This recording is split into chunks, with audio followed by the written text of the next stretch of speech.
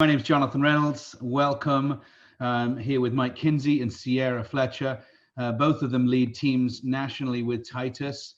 We are a 100% remote company. We call it mobile.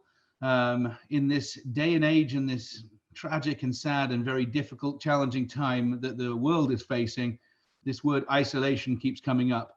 Self-isolate. And the idea is that there's nothing communicated or transferred between one another. That's the opposite of what we really want, isn't it? We want human connection, we want engagement, we want relationship. And so one of our big things at Titus is when we are completely remote, we use the word mobile, meaning fluid, meaning you can transport and move around. Now, I understand physically that is not the order of the day. I live in Southern California. We are on a statewide lockdown, stay at home and isolate. But we as humans, we want to connect, we want to thrive, we want to support one another. We believe we're better together, and that's how we're going to get through this. But we have an advantage at Titus that we've been doing this for the last 8 years. And so we thought as a company, how do we help? How do we actually help all of these companies out there who've been forced into this isolation or remote workforce? And a lot of companies been a tremendous response. Hundreds of people joining our webinars today saying, help, how do I do this? Maybe your organization has been anti this whole concept for many years, as people say, I want to be work flexible, I want to work remote, I want to work from home, and the pressure is, well, how do we know if you're going to be working? How do you know if you're dialed in? What about communication? What about this? And now we're all forced into this. So here we are. This is our give back to you, and hopefully this is helpful. It'll be very high level. I'm sorry. We're not coming today from a perspective of how do you handle this as an employee.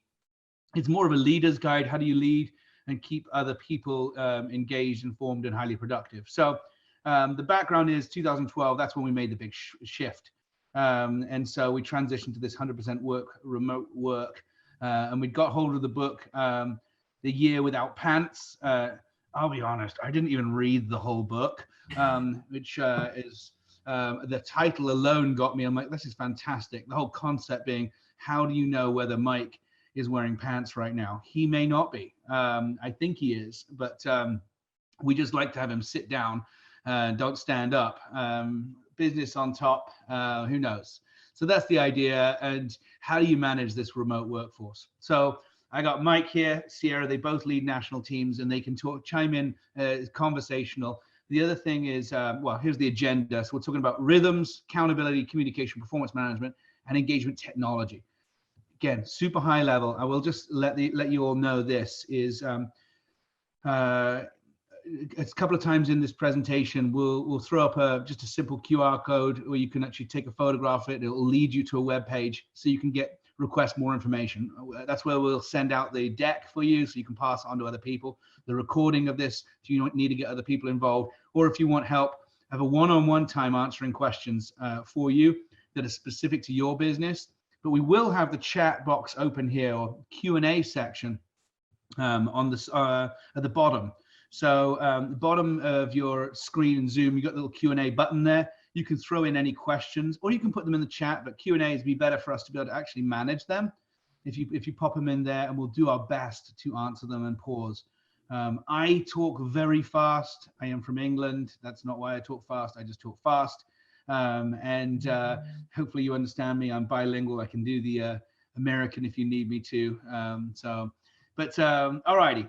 Let's, the first pressure that we had is, oh my goodness, if we go mobile, what could go wrong? And there's a whole list of things going wrong. This is resurfaced on the internet now that everyone seems to be working from home. It's an old-time classic video clip here. And if you want to YouTube that and hear the audio with it, it's a lot of fun. Just the dynamic going on here. But if you want to see what it's really like, you're probably facing it right now. A lot of you have kids at home, the school shutting down, and pets and animals and all kinds of drama going on. I've turned into head of IT apparently for the school that's now in my home, and things that I'm not very good at, and principal running in and breaking up fights and sorting out teachers who are, anyway, crazy. But all righty. Let's jump in here. I'm going to start off with this high level concept, and then I'm going to hand over to Mike and Sierra, to talk about some of the ways they lead their team. First and foremost, just remember that people are a lot more than the sum of the resume. They're not just people on a career journey climbing some corporate ladder. They're people, and we like to talk about the head, the heart, and the briefcase. A very simple way of breaking it down, about a third, a third, a third. So a third is the kind of what we evaluate and look at and develop is the career path, the briefcase component. The other third is values and value alignment. Every one of us have a why. Why do we do what we do at the company we do it with? Why do you choose to work at the company you choose to work at? Or more importantly, put it in the context of the people who you're managing and leading. Why did they choose to work with your organization? Why do they choose to stay with your organization? What is it about your values, your purpose, your mission that keep them engaged? Because you can speak to that and help them navigate through in a purpose-driven way in this tumultuous time. And then the head is really important here, but I'm going to have Mike talk a little bit about that. Yeah, so the head is a little bit more complex, and it's one that I think a lot of people often skip throughout an interview process, but also just the onboarding and coaching and management processes that we have at most organizations. And it's hard to gain that from a relationship even, or from an interview, when we're looking at natural behavioral tendencies. So not necessarily somebody's personality, that's a little bit more heart-based, and we're talking pride and ego and kind of who they are, but behavioral traits, meaning things like competitiveness, attention to detail, people orientation versus task. Those are all things that we tend to look for to know how somebody truly wants to be led and managed in some of their natural strengths. And then cognitive ability is essentially somebody's capacity, their learning ability. That's a big piece that we want to make sure that we look at holistically. Great. I'll answer some of these questions coming in. Somebody just asked, is there going to be a PDF of the website resources? Will they be distributed? Absolutely. We'll pause in the middle of the thing. You can give us what you're actually looking for, and I'll explain that to you. And then we'll send you the recording and the deck afterwards. Somebody else asked to hear my American accent. You'll have to wait and see on that one. All right, next slide. So that's the head, the heart, the briefcase. And what we want to do is engage the whole person. Very, very simply, just in answer to that question, if you literally hold your phone up to this screen with the camera open, so just turn on your camera, hold it up and point it at the screen, and then suddenly it's going to open up a web page. So, and just leave that open, the web page, and you'll be able to select what you'd like information on, okay? And once you click submit, you'll automatically get an email, and then we'll follow up with the slide deck and the recording for you. So there you go. We'll flash that up again at the end as well. I want to make sure you catch that. Some people have to leave early, and we did one of these webinars a little bit earlier, and we had hundreds of people on, and some people had to skip off, and they missed this little part here at the end. So there you go. That's why I snuck it in the middle for you. All righty. So let's talk about some rhythms. Rhythms are really, really important. Rhythms bring safety and security. People know what to expect. And so routine can be really helpful, not only in a time of that we're in right now, crisis management and survival. And I know it does feel that way as we're all trying to work out new ways of doing things, or more interesting, it's more like old ways of doing things. We're learning to do things how we used to do things, with a lot less accessibility and freedoms. But this whole thing of routine, I think, is super, super important. But I'm going to have these guys here. Sierra, maybe you can talk about some of the rhythms of your team and how you do this, and then I'll finish talking about just during the crisis time what we've done differently. Yeah, absolutely. So with our team, from a rhythm and routine standpoint, we have the same meeting every week for our whole team. We have a scheduled one-on-one between myself and every single person on the team at least once a week, sometimes more, depending on who the person is and what their personal preference is. If they want to talk more times in the week, we talk more times in the week. And then we have a company-wide meeting, which I'm sure we'll get into a little bit more later, but that's at the same time every week. And then we have, we all kind of run as a big ecosystem, so we all have different processes in place and different reporting that we're responsible for. And all of that's due basically at the same time every week, so everyone knows what to expect going into their week. I personally don't micromanage when those things are happening. I just manage the end result. So if people need to get that done, while their kiddo is napping, then that's totally fine, as long as they're delivering on the deadlines. So that's kind of our setup on our team. One thing which part of our rhythm of our meetings, our team meetings, and any meeting that we actually have, we always start with, we call it the segue, the transition into the meeting.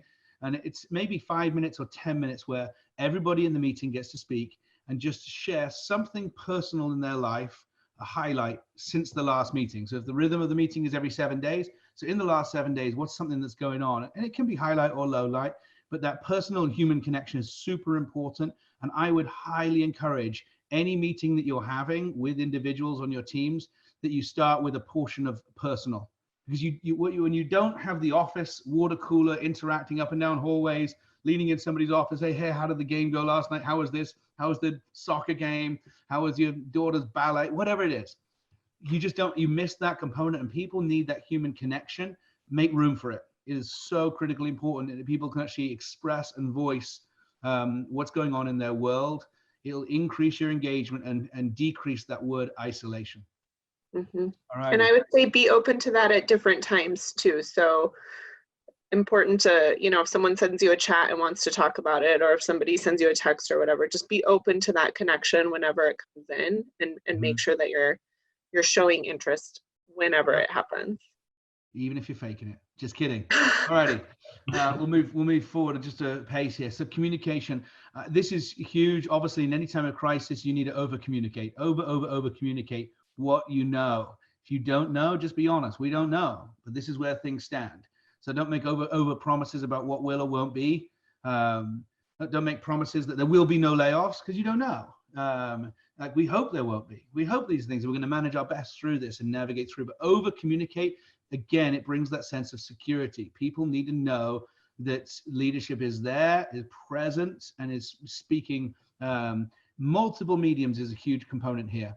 When you're in an office environment, what we've found, a lot of our clients, and previous to being 100% remote or mobile, we found there's a lot more communication can be done via email, because there's all that human connection going on at the same time.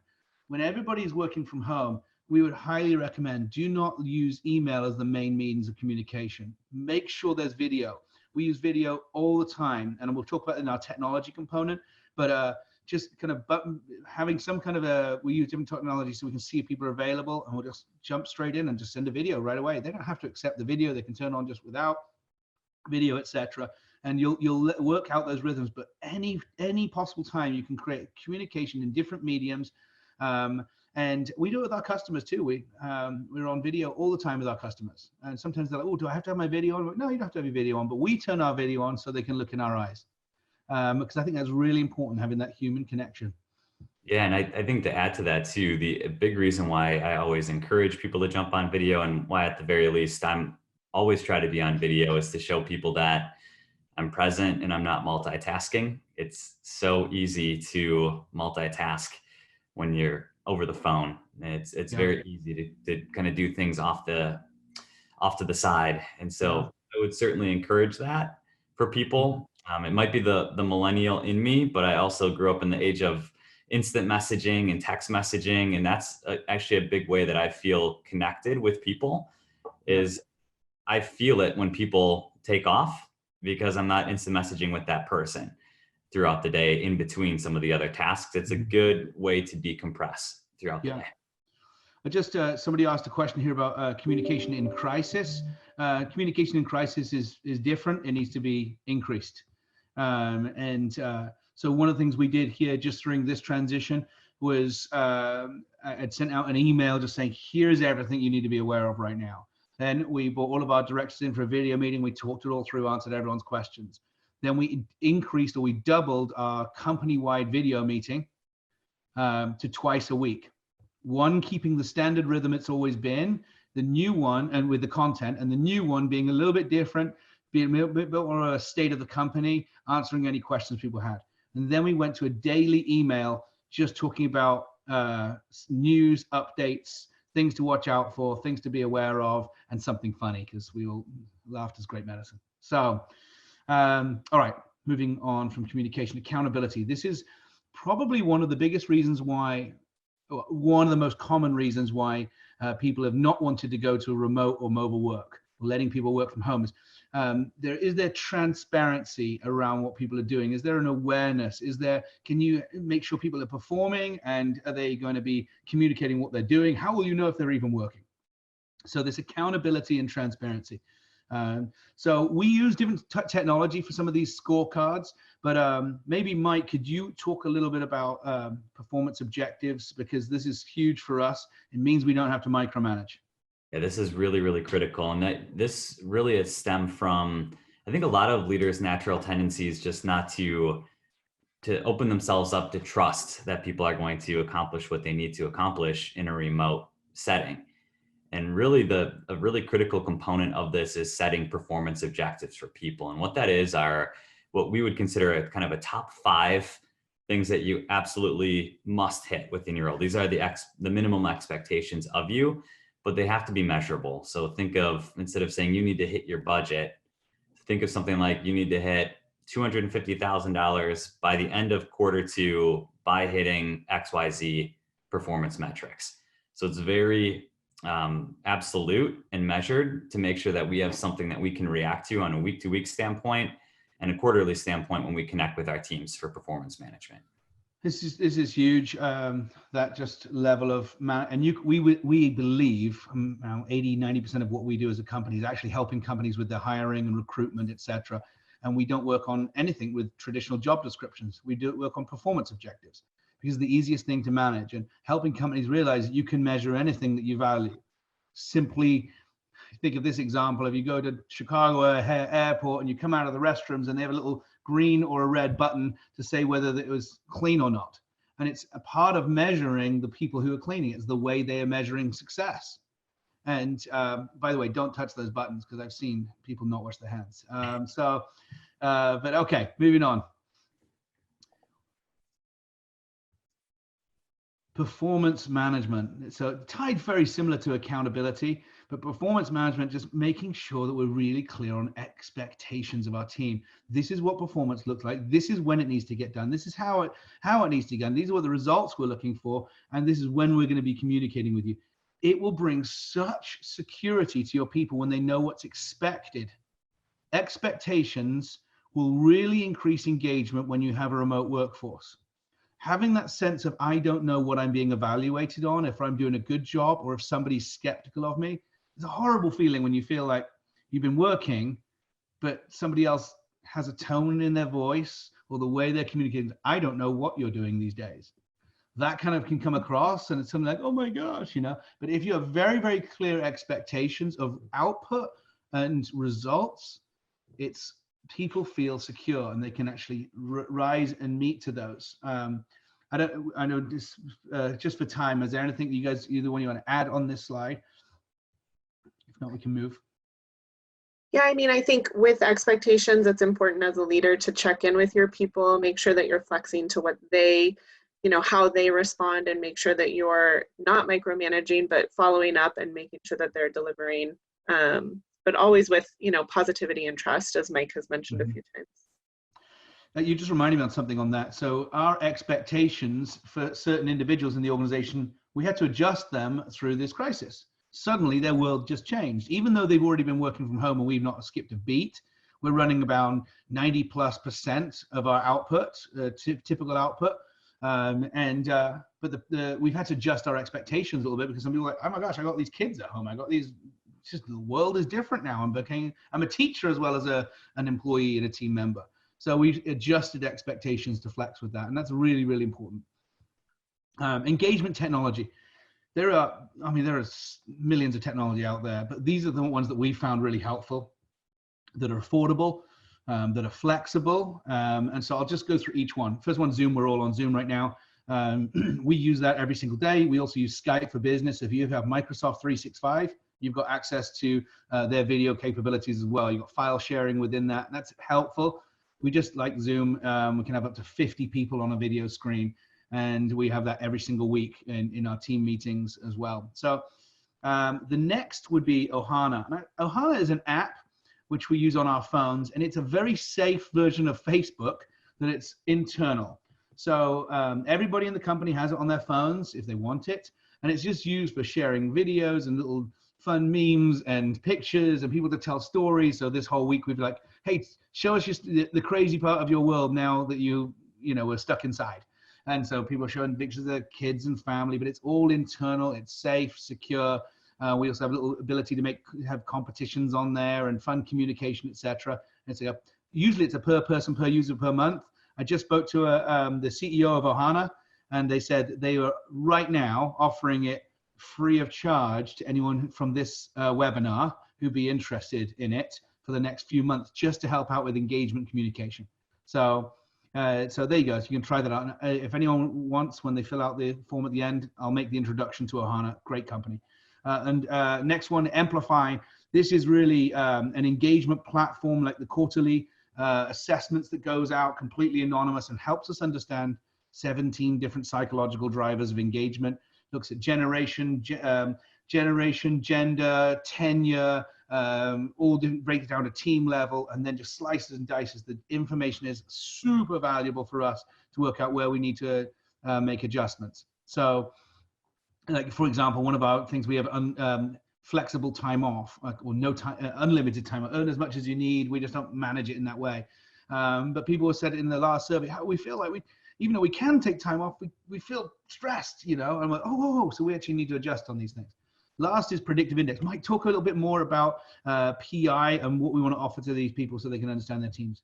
Yeah, predictive index has been just really transformative for our management team because it's a self-awareness tool. Essentially, you can use it within a hiring process to find out overall job fit. But on the other end, there's a whole Inspire module to it that really helps you look at the way people are naturally wired and the way that they prefer to be managed. The common pitfall that we fall into as managers is managing people the way we want to be managed versus other people's preferences and needs and drives. And this really helps paint that picture and give a really defined roadmap for us. There's just a plethora of tools that we're able to take a look at. I would definitely be happy at this time to do any sort of demo or read back and kind of give you some opportunities to look at the tool. Even take it, have you and one of your direct reports take it to see how you can use it. Totally free. We would just love to do that for you.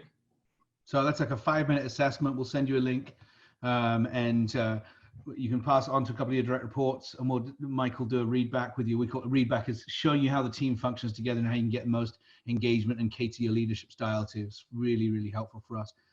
All right. Good. The Amplify tool, these are the 17 or so psychological drivers that really help us understand people and the culture of the company. It's more of a diagnostic tool that shows you overall in your company where people are at. And so it's been helpful for us through this transition of being able to see, it's not just a pulse, but real good data. So that's been helpful for us. While I leave this keys to engagement up on the screen, there's a lot of those are self-explanatory. I'm just going to go to the questions and Q&A here. Just making sure we're answering everybody. Yeah, somebody said go to meeting or go to webinar. I actually can't comment on that one. And I've used GoToMeeting. We just have an affinity to Zoom, and it's been really helpful for us. So another question was, just we'll certainly be able to share this with your team. Somebody asked about that. And the power of video just during this time, that human connection. I just want to say it's so powerful. Sierra says earlier that some people don't want to be on video, and that's totally true. And how do you encourage people to be on video? Maybe it's just kind of the mass, a whole bunch of screens and we're all on video. People feel insecure. I get that. Well, I don't get it. Clearly, I don't care about that. What I do get is it's when we're having a one-on-one time, turn your video on. If we want to FaceTime or whatever, that's important. It's not to check up on people to see if they're working or something. I don't care about that because we manage output, not just the micromanaging of time. So, I will send you, somebody asked about this Ohana app. I'm going to send an introduction to anyone who wants that right after this today, with an introduction to Ohana and the team there, and they will set you up. I'm so thrilled about it. I reached out to them and says, anything we can do to help people. We're going into a mode of how do we help companies right now? Our business is recruitment, but we're offering something beyond that. So the predictive index and helping you understand and manage people, just obviously this educational webinar as well, something we can share. But lastly, I will say this, you can go to the next slide, Mike, I'm not sure what's up next, but the whole topic of hiring right now, we are in a time where we've seen about a 10 to 20% increase in response rate of candidates. So if you are in a moment of thinking, oh gosh, we're not hiring right now, but we probably will pick up again in a month's time, don't slow down on your recruitment. Recruitment and hiring, two different things, right? So don't slow down on your recruitment because it's so hot right now for you to get people because they're at home and they're working from home. So many people, not all people, but so many are. We're global in what we do recruitment wise. We build passive candidate pipelines, and that's what our recommendation will be in this time. It is a good time to reach out to people and buy, in the sense of getting hold of people. So yeah. And Jonathan, on that note, I mean, for those of you wondering, no one on my team is anywhere near me. I've never had anyone hired that I've met in person prior to hiring them. So interviewing via video, on phone, utilizing some of the tools, those are all super important pieces right now while you're hiring and onboarding. It's perfect time for that. I think that's earlier. One of the questions earlier from one of the teams was directed about how do we onboard when you're hiring directly to remote. We have a whole program around that, helping educate there. And I'll sort of tee up Mike on that one. I know he's got some calls scheduled today with companies who just said, hey, can you help us walk through that onboarding? Because it's nerve-wracking when you've done onboarding in an office and then hiring somebody and they're just still at home, but they work in your team. And so we've been able to navigate that too. Just one, as we're wrapping up here on our time, a couple of minutes more for questions if you want. So as you open your camera and you hold it up to you, just capture this QR code. It will open up a web page. Hopefully it works for you. If not, you can just write a note in chat here and we'll follow up with you afterwards, make sure we get it to you. But it should open up a page. You can check the boxes on what you'd like information on. We'll make sure we get that to you.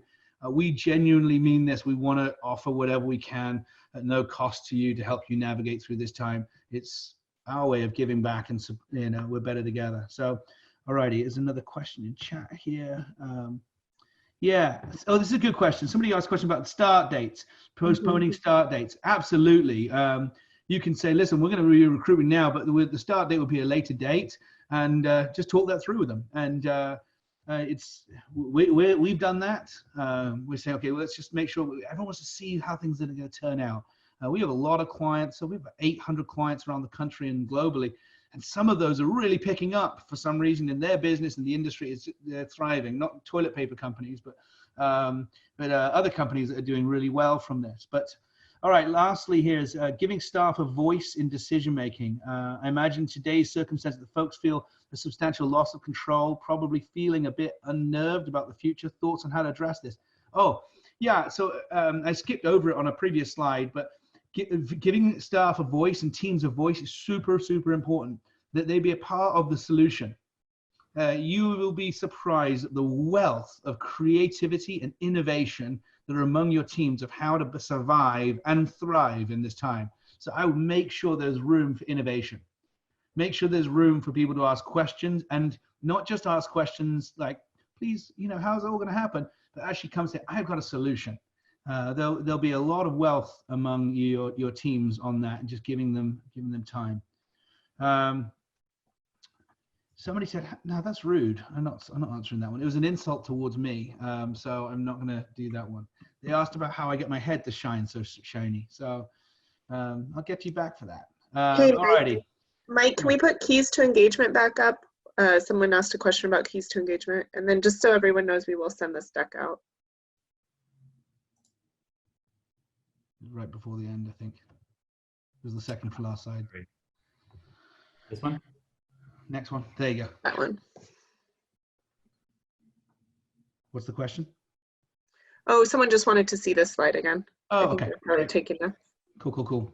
So if you do, I see a lot of people just responding now with these, filling out that form. We want to make sure that we're sensitive to the amount of influx of everybody emailing these days, all the things that they're doing to help with COVID-19. That's our perspective. Just we want to serve, and if we can help you guys navigate these times, we will. And so really appreciate you joining today. One more question, Jonathan, from Rick. It's a good question. It is a good question. How do we keep our remote teams from freaking out over what is on the news all day long? I think I personally would encourage communication and transparency with business, and future plans. Yeah, over communicate, be ultra transparent with your team so that they always trust and know that what you're saying is real, whether it's good or bad news, so that they always feel prepared and that you're not withholding anything from them is really critical. But also then allowing them to understand that their workplace in their home, it can be really difficult because every time you walk by that space or that room, you might feel sucked back into work and panic. Allow for that downtime and for some of that personal touch that you can provide as a manager. Great. Yeah, good response. Yep. And then COVID-19 questions. There was a question about creating a tool for staff to send concerns regarding COVID-19. Yeah, I would open up a place, whether you want it to be, a private forum or a place where they can voice their concerns, ask questions, and feel heard.